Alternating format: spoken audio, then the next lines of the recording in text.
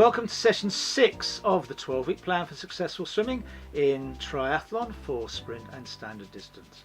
And in this session we're going to actually do a time trial. We're going to do a 200 meters as fast as you can to see where we are, so we can compare that to future sessions when we test again.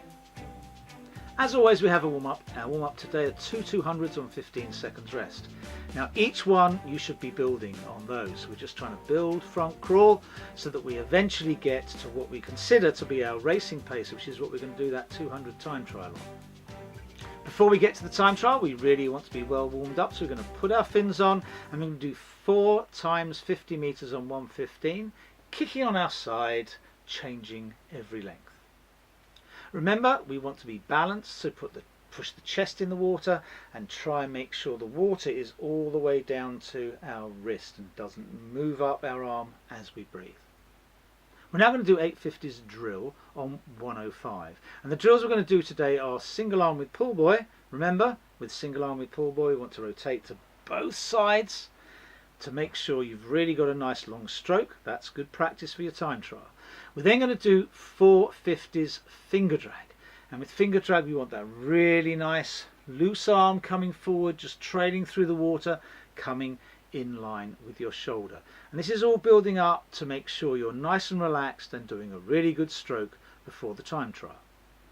And to lead into the time trial, we're just going to do 450s on 1 minute, building, so you go steady, medium, faster, fast. That last one should be on your time trial pace. Now to the time trial itself. I've given you 4 minutes 30 to do a 200 meter swim. Now you're going to complete it in less time than that, because obviously this is for intermediate swimmers. What I suggest you do is start off at an even tempo and try and build that tempo as you go through. So hit that third 50 as hard as you can and then bring it back through that last 50. It always works that whenever you swim, generally the third quartile is where your brain goes and things go a bit to pot. So if you concentrate on that third quartile, you'll get a better time than you would have otherwise. Good luck, enjoy that. Afterwards you have 2 minutes 15 to do a 100 meter recovery. We're now going to test your pacing, because the main set effectively today is 7 lots of 150 meter swim followed by 100 meter swim. And the 50 meter swim and the 100 meter swim are both meant to be done at that 200 time trial pace. So just divide that 200 time trial by 4 and double that, and that's the time you should be swimming these in. We've given you a minute for the 50 meters and a 2 minutes for the 100. If by any chance you're not fitting it in that time, take something like 15 seconds rest between the two.